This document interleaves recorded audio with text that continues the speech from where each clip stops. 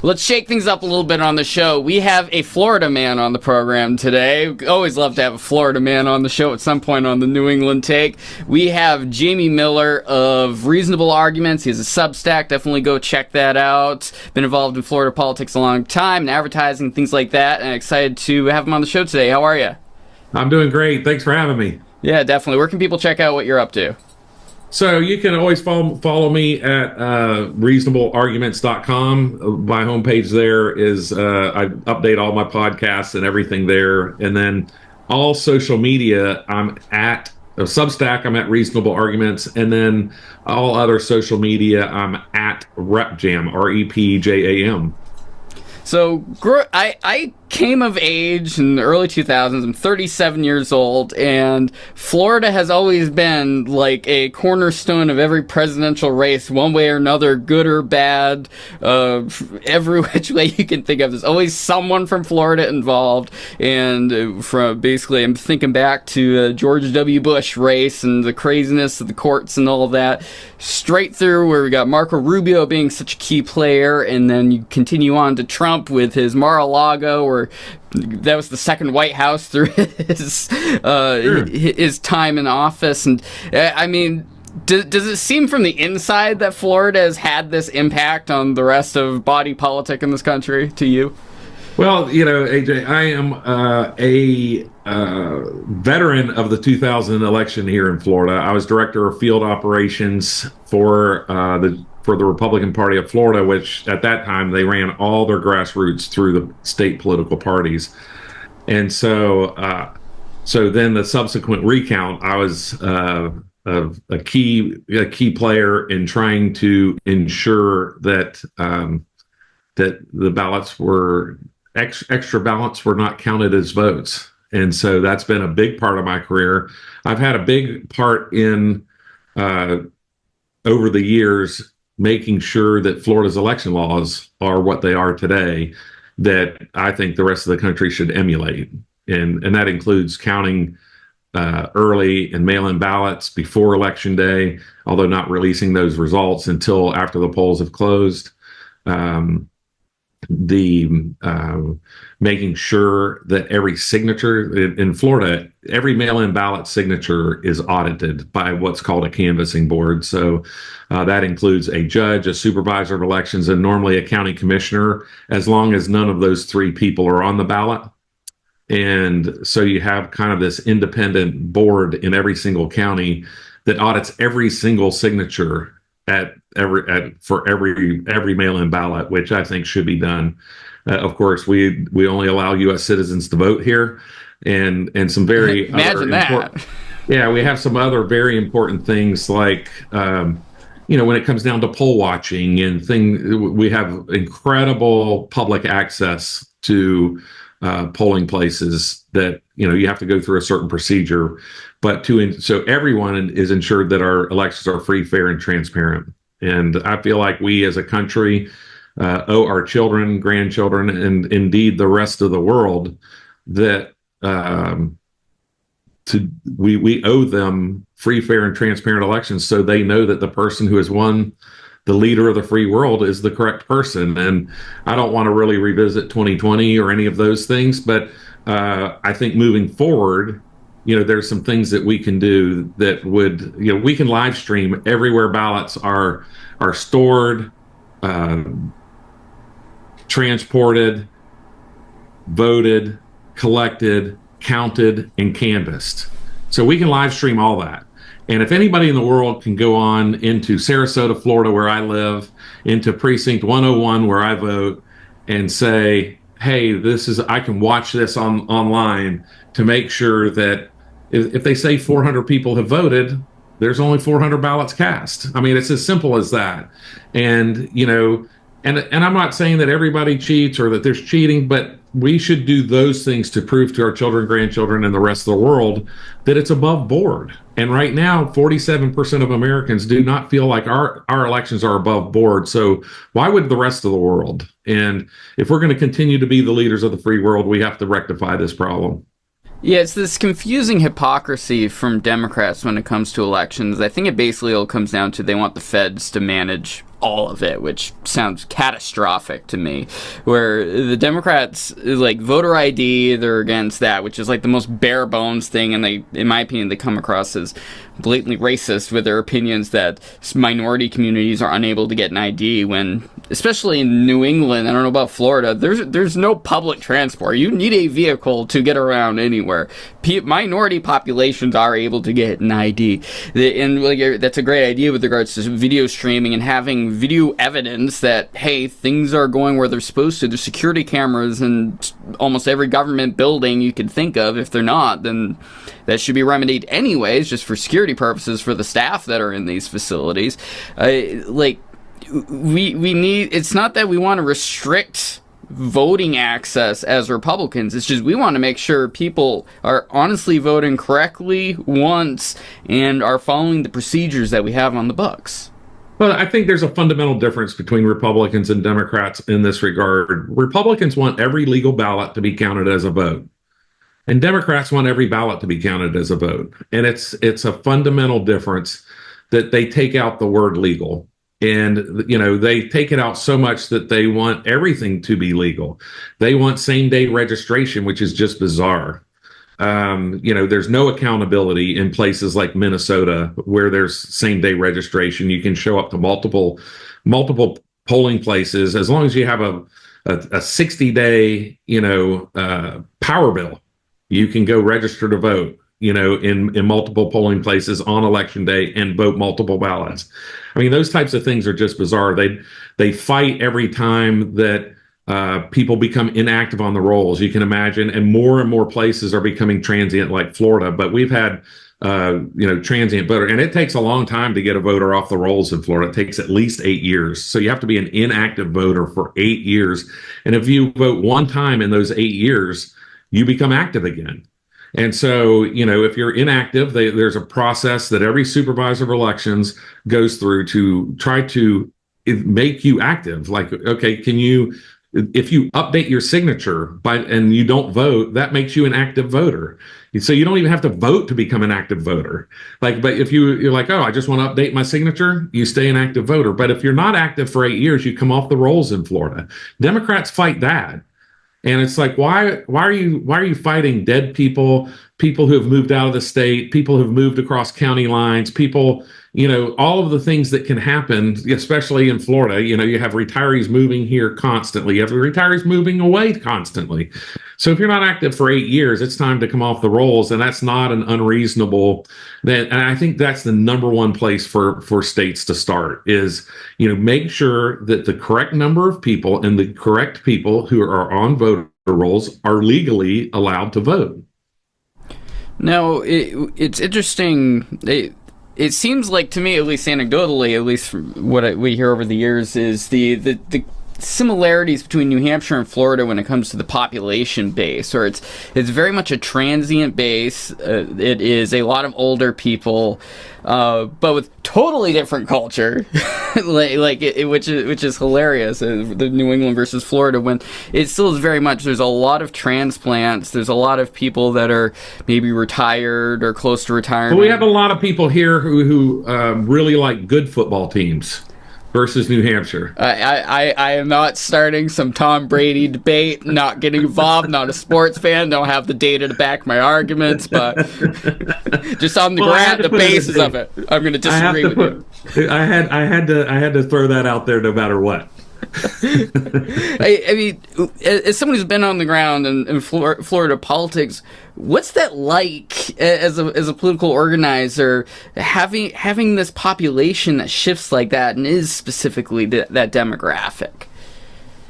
Yeah, I mean, you have to stay on top of it. So there's, you know, data firms have gotten so good at following the population and working with the supervisor of elections to provide correct data for political campaigns. So, you know, for instance, most data firms that are professional data firms in Florida will update daily the number of people who return their mail-in ballots. You know, that's all public record. That happens on a daily basis. And so if you're a political consultant, you make sure you take those folks off your list so you're not wasting sending mail, for instance, to people who have already voted. And so, so Florida's very sophisticated in that way. Believe it or not, we're very liberal when it comes to things like ballot access, access to constitutional amendments, or being able to register to vote. So so it's we have some of the freest and fairest election laws in America. In fact, in the early part of this century, there were two huge pig farms in Iowa that were fighting over whether you could pen your pig, right, and grow pigs, and if that was inhumane or not. They came to Florida and put that on the ballot here because it was easier to get on the ballot here, so they could take the temperature of what was likely to pass in Iowa. And so we have incredible ballot access here. I mean, a lot of states don't have a lot of states don't. I think New Hampshire does, but a lot of states don't have a citizen initiative process to get constitutional amendments on their ballot. California is very liberal on having propositions, but they can change that. There's a difference out there. In Florida, it's actually a constitutional amendment that citizens change. Out there, it's state statute. There's different levels that they can change. So they can change the Constitution, but that's a higher threshold. So most of the time, citizens are changing state statutes out there. So it's just a kind of a different dynamic. I'm not sure what the rules are in New Hampshire. Yeah, I think it has to go through the state house, and then we get to vote on it afterwards. Yeah, I think most states are legislative driven. Yeah. They have to be a legislative driven process.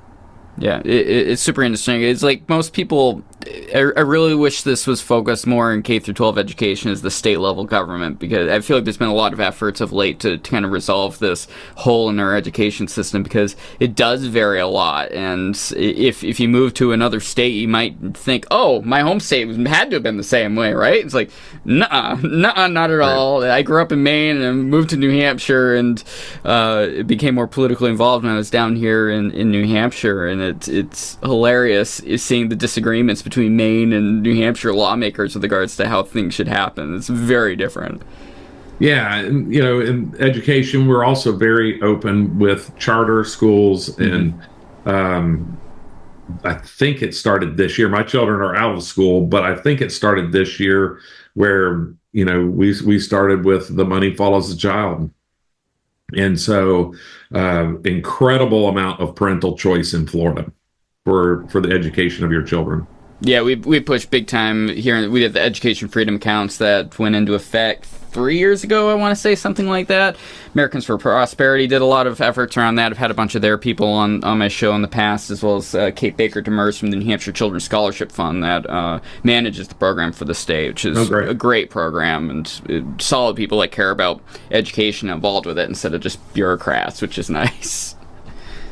Sure. So let's talk a bit about the race, because someone in a different part of the country, it's with different population in your area. I mean, it's been a roller coaster ride, to put it nicely, to look back at the last couple months since the debate. It's crazy to think of all the things that have happened since Joe Biden flopping on the debate stage, Trump getting shot in the head, and then forgetting it happened for some reason. We had a split moment where we're like, okay, he's going to take things seriously. He's going to stop being a loudmouth stand-up comedian, and he's going to change the tone. No. And then we get J.D. Vance in there mixing things up with all his stuff. Then Biden drops out. We get Kamala, and we got Tim Walz in there. It's just...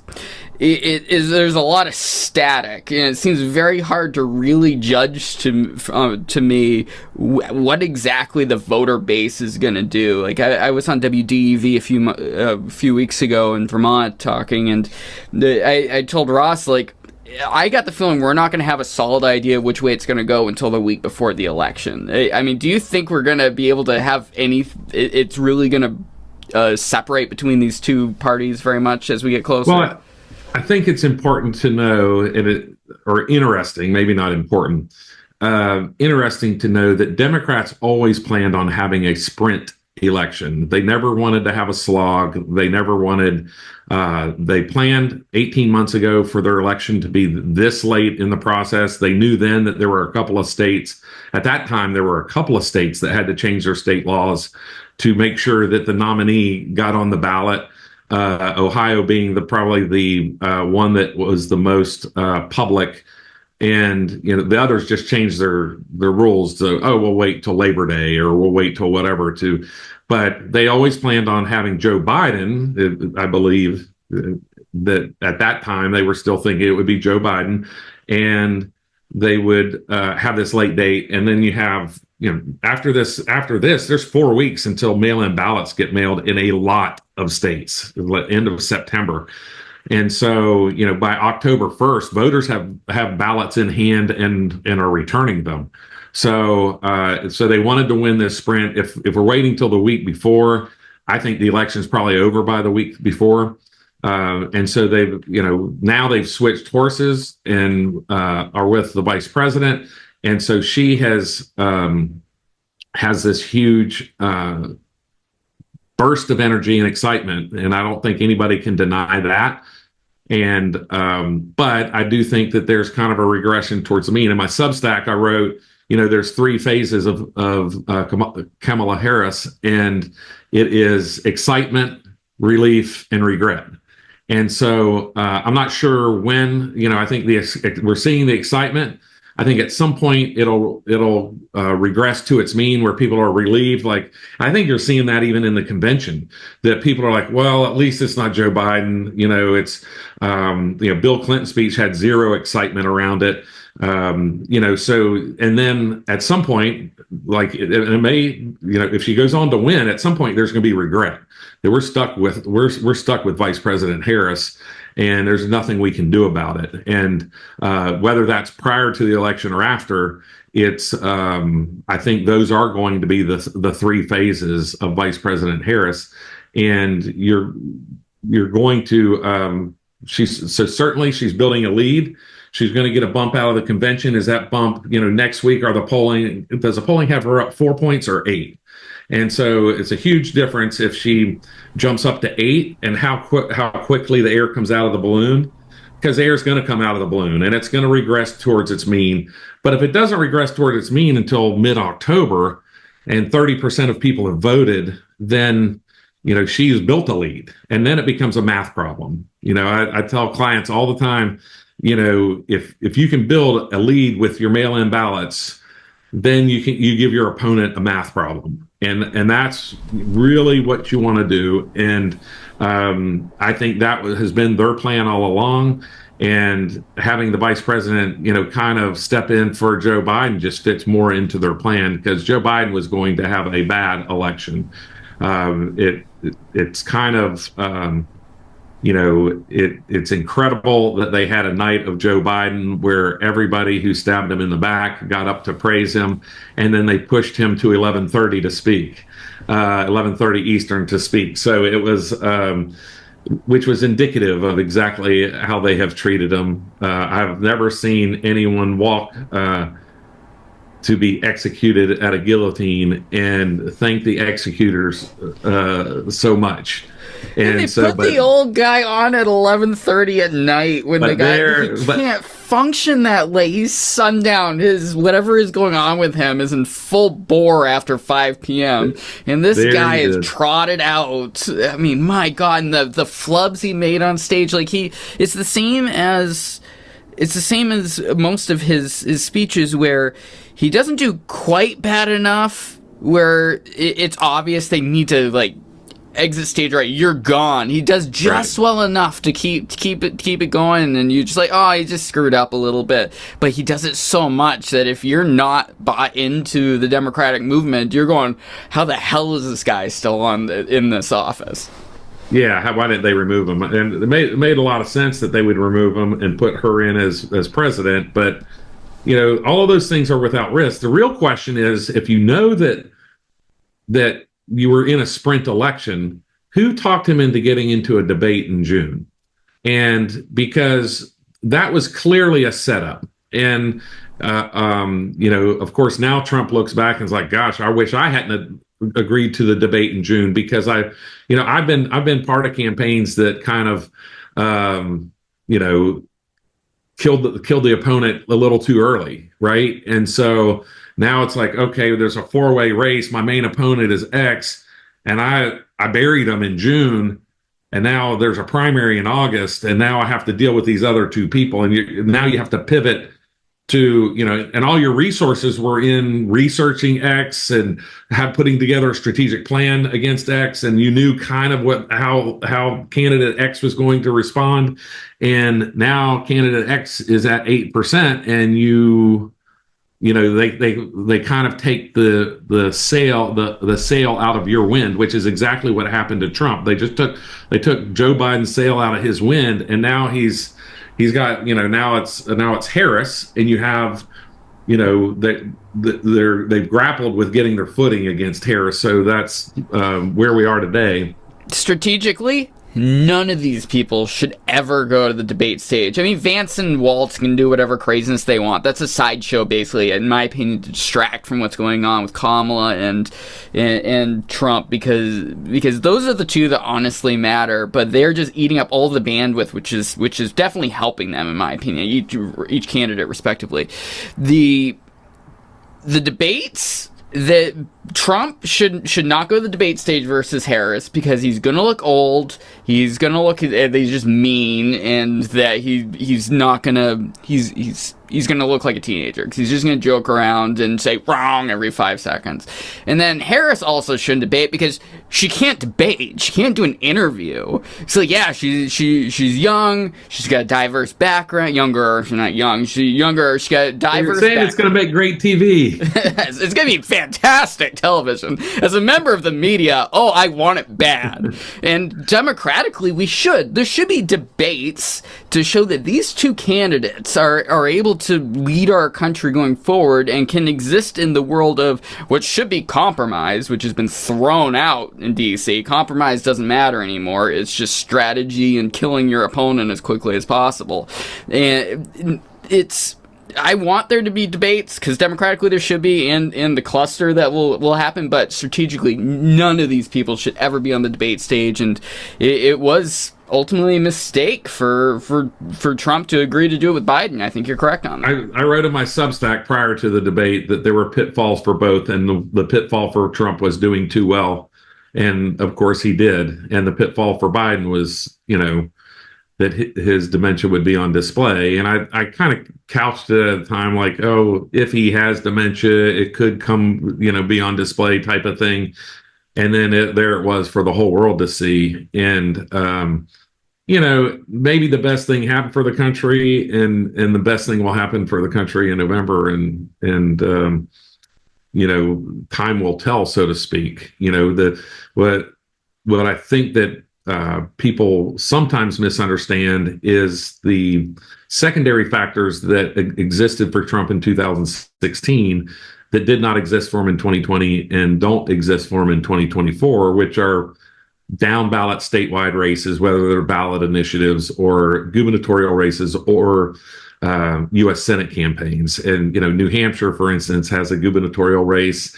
The Republican won the last two times that Trump was on the ballot, and Democrats still won the race, right? And so I don't know that is a huge indicator in New Hampshire, but certainly if Senator Ayotte is the Republican nominee, I think that has the potential to put New Hampshire in play. I think if New Hampshire goes to Trump, which is unlikely, but if it were to go to Trump, that he wins the election, because he would have done enough things right nationally that if New Hampshire goes for Trump, he wins. And conversely, I think that the same thing is true for Vice President Harris in Ohio. Most people think that Ohio is off the table, and I'm in agreement with that. I think Trump is very likely to win Ohio. But if she does enough things nationally with a Democrat incumbent U.S. Senator, he's going for his fourth term. He's above 50% now. He's up by more than 5 points. And so if Vice President Harris is able to capture that and continue to have U.S. Senator Jones continue to a big victory, then if she's able to win Ohio, then she wins the presidency. Now, is that likely? Probably not. Is it possible? Yes. So I put both of these in the possible but not probable category. But certainly, if we see something election night where New Hampshire's trending towards Trump or Ohio's trending towards Harris, I can see the rest of the country going that way. Yeah, it'll be really interesting, especially with New Hampshire's races, because we've got Congress seat up here with a very brutal battle going on the Democratic side. On the gubernatorial race, there's 4 main candidates, 2 Democrats versus two Republicans, and the Republicans are very interesting to see because you have Chuck Morse, which is very much a pro-Trump guy, outright conservative through and through. I support him. I've put my support for him on the show before. But he could really, in turn, cause a lot of Democrats to show up to vote against him because of that MAGA support. And Ayotte, kind of a center-of-the-road person that might vote either way. I'd say she's a little less conservative than Sununu, our current governor, which was kind of middle of the road when it came to a lot of people where they're comfortable with him. He did a pretty good job of kind of reaching across the aisle and having people from both parties vote for him. But with these 2 Republicans on the ticket, it'll be fascinating to see what happens that night and how they motivate. My comments aren't an endorsement. My comments are sure 100% about her being a former U.S. senator and having the ability to raise money and compete and make New Hampshire a competitive state. And like you said, I think that her opponent, right? I'm not saying it's right or wrong. I think that her opponent makes it a more marginalized state that makes it harder for Trump to compete. So another thing that's been eating up a lot of the air in this election so far that I wanted to give you a heads up before you joined so that you're able to be prepared a little bit is Project 2025. I had Matt Robeson of the Beyond Politics podcast on a couple weeks ago to talk about do a Democrat v. Republican look of the strategy around Project 2025. And I say for the most part, the project is more important as a political motivator than necessarily the tremendous amount of policy and organizing that's actually in it. It means a lot to the Heritage Foundation, obviously, and all their many bits and bobs that have all attached themselves to it. But it is because it's so big, because it's viewed by Democrats as this boogeyman of the Republican side of the race right now. It has nothing to do ultimately with what's honestly in it more than anything else. Trump himself, in my opinion, doesn't side with it. I thought Matt Robeson made a really good point that it doesn't matter if Trump's not really for or against it necessarily. It's the fact he's going to hire a ton of staff that are ultimately for it because they're Republicans. But I'm interested for you, Mr. Florida man, Jamie Miller. What's kind of your take on the Project 2025 and the impact it's having on the race, and does it matter? Yeah, I've heard more comments about Project 2025 from my Democrat friends than I have my Republican friends, for sure. And so, Democrats need a boogeyman because they see one every time they look in the mirror. And, so Democrats are expert at looking in the mirror, seeing their flaws and projecting them on Republicans. And that's, I think, is what you see with Project 2025. It's really kind of the major policy platform that's out in the body politic right now. The Democrats have put nothing out in the body politic about policy. I always say that, in the South here, we have a little saying, it's wish in one hand and crap in the other and see which one fills up quicker. And if you use the word joy, like Democrats like to do, I was like, well, if you have joy in one hand and crap in the other, and you vote for Kamala Harris, what are you going to be stuck with? And it's going to be a handful of crap. And that's, I think, where Democrats have done nothing, have said nothing about their public policy during their convention. And in fact, they didn't even bother to change their major platform to take Joe Biden's name out of it. It was, I think 19 times it says Joe Biden's second term in it. So, Donald Trump has a policy. He has a path. He has successful energy policies, successful foreign policies, successful tax policy that put this country into on a great economic path. The world, in fact, was on a great peaceful path, and until COVID. And most economists, I like to use Jerry Parrish from the Atlanta Chamber of Commerce, who's a nonpartisan economist, like most economists are. Like numbers aren't partisan, and many others, including Dr. Snaith from University of Central Florida, both say similar things, that if you're going to have a fair comparison between the Trump years and the Biden years, you need to start in February of 2020 and look at those job numbers. And we just saw this week that even though that Biden supposedly had all these job numbers, they had to downgrade the number of jobs that were created by 880,000 this week through the Department of Labor. And if you go back to July 25th, right after Harris got in the race, and you apply an economic principle called the RAHM principle, RAHM, after the person's last name, the RAHM principle, we likely entered a recession. The RAHM principle tries to determine the date that a recession starts. And using that principle, using 12-month jobs data, the U.S. economy entered a recession in July 25th. Of course, the definition of a recession isn't until you have 2 quarters of negative economic activity.